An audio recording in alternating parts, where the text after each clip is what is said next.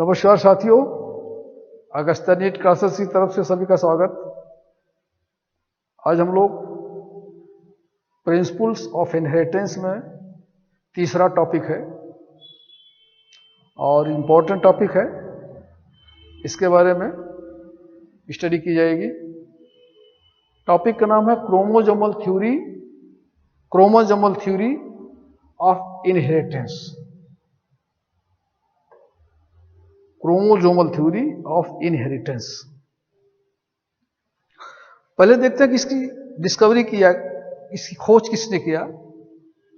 एक American scientist थे, नाम था उनका Sutton, Walter Sutton, American scientist थे। और दूसरे एक साइंटिस्ट थे, नाम था थियोडर बॉवेरी, ये जर्मन के साइंटिस्ट थे, जर्मनी के। दो साइंटिस्ट, दो देश के, एक अमेरिका के, एक जर्मनी के। एक सटन है, दूसरे बॉवेरी है। सटन ने ड्रोसोफिला पे काम किया और बॉवेरी ने सी अर्चिन पे काम किया। ग्रॉसहॉफर पर काम किया किसने? सटन ने। ग्रॉसहॉफर का मतलब टिड्डी होती है, सी अर्चिन एक समुद्री जीव है। ये दोनों वैज्ञानिक मियोसिस की स्टडी कर रहे थे। मियोसिस कैसे होता है, गमीट के फॉर्मेशन कैसे होते हैं। सेल डिवीजन में हम लोगों ने पढ़ा था मियोसिस। मियोसिस में दो डिवीजन होते हैं। एक सेल दो बार डिवाइड होकर चार बनाती है। डिप्लॉयड सेल होती है, वो हैप्लॉयड हो जाती है, गमीट्स बनते हैं, स्पर्म या ओवा। और मियोसिस डिवीजन में हम लोगों ने यह भी पढ़ा था कि दो तरह से डिवाइड होती है, meiosis first, meiosis second. Meiosis first में prophase 1, metaphase 1, telophase 1, anaphase 1। Prophase में हम लोगों ने पढ़ा था कि leptotene, zygotene, pachytene, diplotene, diakinesis. Prophase 1 के 5 सब फेज थे। और इसी तरह से मियाटिक सेकेंड में माइटाटिक डिवीजन इसको कहा गया था। सिंपली सेल डिवाइड होती है, 4 में हो जाती है। फर्स्ट में 2 डिवाइड होगी मियाटिक फर्स्ट में, और मियाटिक सेकेंड में 2 डिवाइड होगी, 4 हो जाएगी। उसको आप एक बार फिर से डिटेल समझ लीजिएगा। क्रोमोसोम हाफ नंबर के हो जाते हैं, गैमीट्स बनता है। इसी की स्टडी कर रहे थे लोग, दोनों वैज्ञानिक, और ये देख रहे थे कि ये डिवीजन कैसे होता है। इसके पहले अगर हम मेंडल के बारे में देखें तो हम लोग मेंडल के बारे में पढ़ चुके हैं। मेंडल पी प्लांट पे स्टडी कर रहे थे, रिसर्च किए थे, और अपने रिसर्च पेपर को 1865 में पब्लिश किया था उन्होंने। टॉपिक क्या था? On experiment of plant hybridization. 1865 में उन्होंने अपने रिसर्च पेपर को पब्लिश किया था। लेकिन हम लोगों ने यह भी उसमें देखा था कि 34 वर्ष तक मेंडल के काम को कोई देखा नहीं, पड़ा रह गया था। 1900 में 3 वैज्ञानिक आए थे। कौन थे वैज्ञानिक? कई बार पूछा जाता है, आपको स्मरण भी होगा कि कौन वैज्ञानिक तीनों थे। हॉलैंड के ह्यूगो डिवरिस, कार्ल कोरिन, और तीसरे वैज्ञानिक थे वान इरिक शेमार्क। 3 वैज्ञानिक थे जिन्होंने मेंडल के रिसर्च को अलग अलग रीडिस्कवर्ड किया था। और 1900 में यह बताया, यानी 1865 से 1900 तक मेंडल की थ्योरी को, मेंडल के रिसर्च को कोई ध्यान नहीं दिया। 34 वर्ष तक ये पड़ा रह गया था। 1900 में फिर जाकर के तीनों वैज्ञानिक अलग अलग रिसर्च किए और उसी निष्कर्ष पहुंचे जो 1865 में मेंडल पहुंचे थे, पी के प्लांट के साथ। और ये तीनों वैज्ञानिकों ने फिर से मेंडल के नियम बताया और ये समझाया, ये थ्योरी निकल के आई कि इनहेरिटेंस के लिए फैक्टर जिम्मेदार है। मेंडल ने कहा था there are some factor which are responsible for transfer of characters from parents to offsprings. उसने फैक्टर कहा था। ये फैक्टर क्या है, इसका मॉर्फोलॉजी है, स्ट्रक्चर क्या है, ये कहाँ पाया जाता है, कैसे ये कैरेक्टर को ट्रांसफर करता है पेरेंट्स टू ऑफस्प्रिंग पे, ये सब चीजें मेंडल नहीं बता पाए थे। केवल इतना ही कहे थे कि factor, there are some factor, जिसको बाद में जीन्स कहा गया था। 1909 में जॉनसन ने जीन्स कहा। अब ये मेंडल के फैक्टर को, जो उन्होंने फैक्टर कहा था, फैक्टर आर रिस्पॉन्सिबल कैरेक्टर को इनहेरिट करने के लिए, इसी चीज की रिसर्च ये दोनों वैज्ञानिक कर रहे थे कि कौन सा ऐसा फैक्टर है, वो फैक्टर क्या है। मियोसिस के स्टडी करते समय इसलिए क्रोमोजोमल इन्होंने थ्योरी दिया है अलग से, कि chromosomal theory of inheritance. Mendel के रिसर्च को, मेंडल के वर्क को और आगे बढ़ाया और एक्सप्लेन किया। इन्होंने बताया कि फैक्टर नहीं, chromosomes are responsible for the transfer of characters from parents to offsprings. Chromosome क्या होता है? क्रोमोसोम के बारे में सिंपल सा हम आपको बता दें कि क्रोमोसोम होता है, क्रोमोसोम देखेंगे आप, ये क्रोमोसोम है, ये हमारा सेंट्रोमियर था, ये क्रोमैटिड्स थे और ये टेलोमियर था। क्रोमोसोम्स हमेशा पेयर्स में पाए जाते थे, पेयर्स में क्रोमोसोम्स, और इसी क्रोमोसोम्स पे जीन है। क्रोमोसोम्स क्रोमैटिन के रूप में रहते हैं न्यूक्लियस के अंदर। जब सेल डिवाइड होती है, सेल एक्टिव होती है, डिवीजन की स्थिति में आती है, तो ये क्रोमैटिन क्रोमोसोम में बदल जाते हैं। क्रोमोसोम्स बीच में सेंट्रोमियर होता है, दोनों पार्ट्स हमारे क्रोमैटिस होते हैं, लास्ट में टेलोमियर होता है। इसी क्रोमोसोम्स पर जीन्स होते हैं और ये क्रोमोसोम से डिवाइड होते हैं। सारे के सारे कैरेक्टर्स पेरेंट्स के सब इसी में होते हैं। This is the chromosome, simply chromosome. ये क्रोमोसोम सेल डिवीजन, मियोसिस जब होती है, गमीट का फॉर्मेशन जब होता है, ये डिवाइड होते हैं। हम लोगों ने देखा था मियोसिस में, ये एक सेल है मियोसिस, ये कोई जर्म सेल है टेस्टिस का या ओवरी का।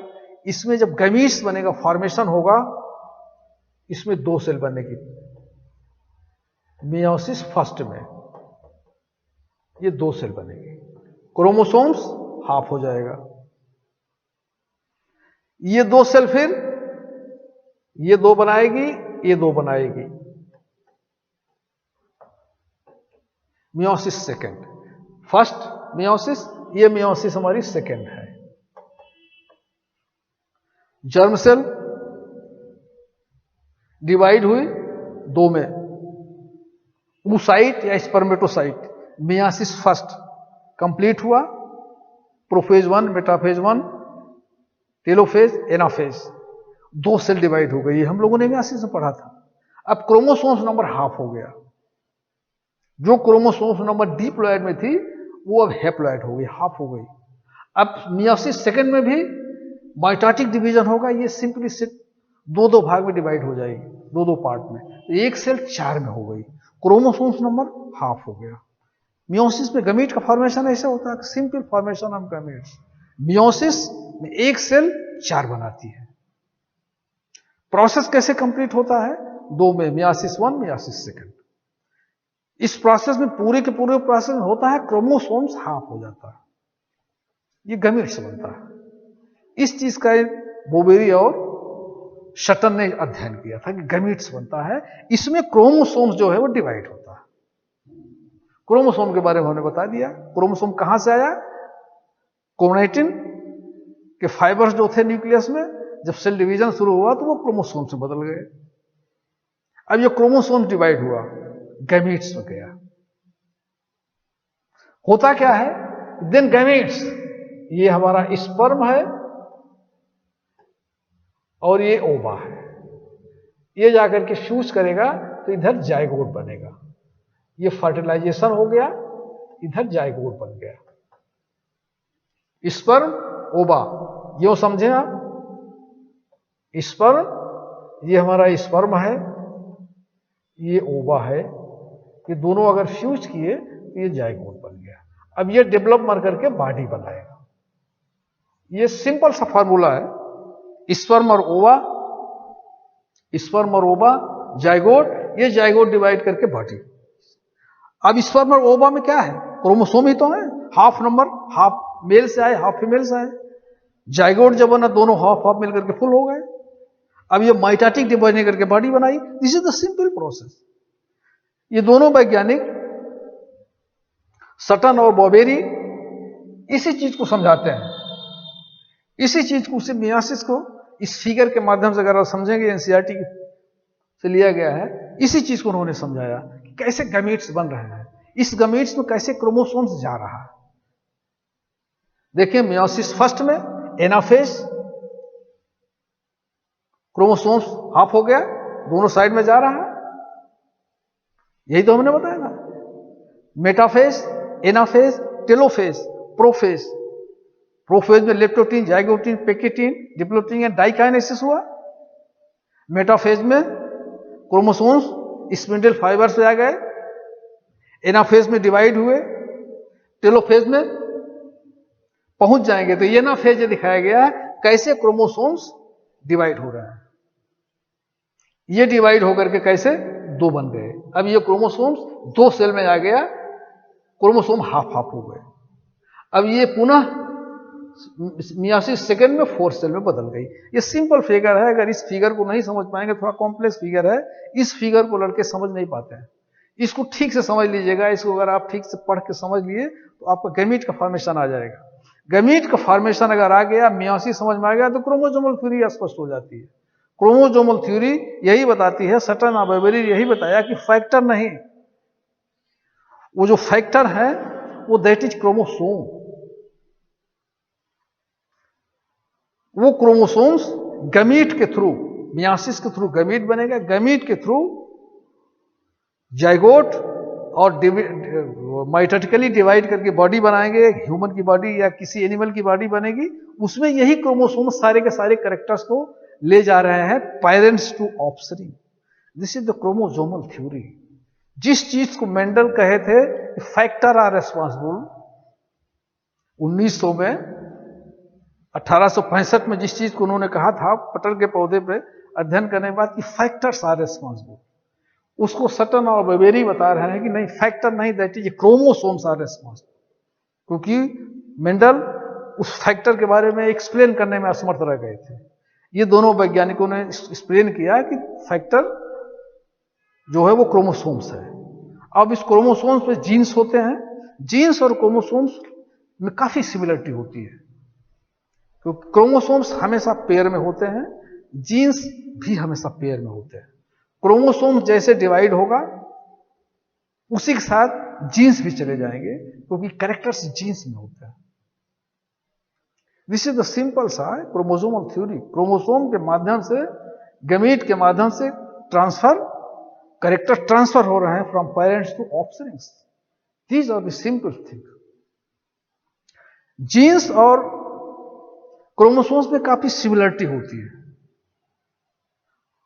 जीन्स और में 1902 में जो इन्होंने थ्योरी बताया, 1902 में, 1900 में देखिए मेंडल की रिसर्च को रीडिस्कवर किया गया। 1902 में इन लोगों ने बताया, ये थ्योरी दिया, क्रम से चल रहा है। मेंडल के वर्क को थोड़ा और आगे बढ़ाया गया। सटन और बॉबेरी ने क्रोमो थ्योरी के आधार पर 1902 में ये थ्योरी दिया और फैक्टर को क्रोमोसोम बताया। अब हम देखेंगे आज ये जो जीन्स और क्रोमोसोम्स, क्योंकि क्रोमोसोम्स जा रहा है, देख रहे हैं क्रोमोसोम्स गैमीट के माध्यम से जा रहा है, इसी पे जीन्स है। जीन्स और क्रोमोसोम्स में सिमिलरिटी होती है। इसको एक मिनट में हम समझा देते हैं आपको। देखिए, they are pair, chromosomes pair में होते हैं, genes are also in pair. Segregate at the time of gamete formation. जब गमीट का फॉर्मेशन होता तो सेग्रीगेट हो जाएंगे, अलग हो जाएंगे क्रोमोसोम्स, जीन्स भी अलग हो जाएंगे। Independent segregates independent each other. ये एक दूसरे से इंडिपेंडेंट होते हैं। जीन्स और क्रोमोसोम्स में सिमिलरिटी है। सिंपल सी थ्योरी है। इसी फिगर को अगर हम समझेंगे गैमेट्स का, जो मियासिस जिसके समझ में आ गया होगा उसको यह समझने में बहुत आसान है। बहुत सिंपल थ्योरी है सटन और वेबेरी ने दिया क्रोमोसोमल थ्योरी, और इससे सवाल पूछे जाते हैं नीट्स में, इससे सवाल आते हैं। इसलिए इस थ्योरी को आप बड़े ध्यान से मियासिस को थ्रू पर समझिएगा। हमने पहले आपको बताया था कि सेल डिवीजन, माइटोसिस, मियासिस ये फंडामेंटल चीज है, बेसिक चीज है। ये चीज अगर हमारी समझ में नहीं आई तो फिर आगे की चीजों को समझ में दिक्कत होगी। इसलिए अगर मियासिस समझ में नहीं आई होगी तो आप फिर से देख लीजिएगा, मियासिस थोड़ा लंबा है और थोड़ा सा कॉम्प्लेक्स है माइटोसिस की तुलना में, क्योंकि मियोसिस में गैमीट्स बनते हैं। एक सेल 4 बनाएगी, डिप्लॉयड हैप्लॉयड बनेगा। ये गैमीट्स फर्टिलाइजेशन के बाद डिप्लॉयड सेल हो जाएगी जाइगोट। ये माइटोटिक डिवीजन करके पूरी बॉडी बनाएगी। क्रोमोसोम्स पेरेंट से, मेल और फीमेल दोनों से जाइगोट में आ रहे हैं, मिल रहे हैं, और यहां पे क्रोमोसोम का फिर मिलन हो रहा है, और फिर ये माइटोटिक डिवीजन करके बॉडी बना रही है। इसलिए जितने भी कैरेक्टर्स हैं क्रोमोसोम के माध्यम से ही ट्रांसफर हो रहे हैं through gene. This is the chromosomal theory. Mendel ने अल्टीमेटली क्या हुआ कि मेंडल ने जिस चीज को फैक्टर कहा था 1865 में, 1902 में क्रोमोसोमल थ्योरी में उसी को क्रोमोसोम्स बताया गया कि फैक्टर आर क्रोमोसोम्स, और क्रोमोसोम के स्ट्रक्चर को विधिवत एक्सप्लेन किया गया कि ये सेंट्रोमियर और क्रोमेटिस होते हैं, और ये क्रोमोसोम्स गैमीट्स के माध्यम से कैसे ऑफस्प्रिंग में जा रहे हैं, और यही क्रोमोसोम्स पेरेंट्स के कैरेक्टर्स को ऑफस्प्रिंग में ले जा रहे हैं। This is the chromosomal theory of Sutton और बोबेरी की। ये समझ में आ गया होगा, सिंपल सा है, आगे और डिटेल एक्सप्लेन किया जाएगा। बट क्रोमोसोमल थ्योरी यही है कि क्रोमोसोम्स और जीन्स, जिस चीज को फैक्टर कहे थे उस चीज को क्रोमोसोम्स और जीन बताया सटन और बोबेरी 1902 में। ये चीज याद रहेगी, और आई होप ये आपकी समझ में आ गया होगा। एक बार मैं फिर आपसे कह रहा हूं कि मियोसिस और माइटोसिस जरूर पढ़ लेंगे आप, तभी आगे की चीजें आप मॉलिक्यूलर, अभी आपका मॉलिक्यूलर बेसिस ऑफ इनहेरिटेंस पढ़ेंगे, अभी तो आपका प्रिंसिपल्स ऑफ इनहेरिटेंस चल रहा है। तो इस चीजों को, इनहेरिटेंस को, चीजों को, हेरिडिटी, जेनेटिक्स को आप तब समझ पाएंगे जब आप मियोसिस और माइटोसिस को समझेंगे। मियोसिस जिसकी समझ में नहीं आएगा, माइटोसिस जिसकी समझ में नहीं आएगा, ये सेल कैसे डिवाइड हो रही, कितने, पहले हमने बताया था कितने स्टेप हैं, हर स्टेप पे क्या क्या चेंजेस हो रहे हैं, ये चीज आपके दिमाग में जब तक क्लियर नहीं होगी ये चीज समझ नहीं आएगी, और आगे की चीजें कभी नहीं समझ में आएंगी। इसलिए मियोसिस और माइटोसिस सेल साइकिल मस्ट है, बेसिक चीज है जेनेटिक्स की और साइटोलॉजी की। साइटोलॉजी और जेनेटिक्स में सवाल जो आते हैं, इसीलिए लड़के नहीं समझ पाते हैं। आप लोग जो लड़के नहीं समझते हैं, cell organelle, cell cycle, cell division, ये 2-3 चीजें जिसको दिमाग में ठीक से क्लियर नहीं होंगी फंडामेंटल, आगे चीजें समझ नहीं पाएगा, रटेगा, रटने से काम नहीं चलने वाला है। इसलिए मियासिस को एक बार फिर से अगर आप समझ लेंगे तो क्रोमोसोम्स, आपकी क्रोमोसोमल थ्योरी अपने आप समझ में आ जाएगी। नाउ आई होप कि आप समझ में आ गया होगा, और एनसीईआरटी की बुक्स में ठीक से पढ़ेंगे तो सब समझ में आ जाएगा। Thank very much.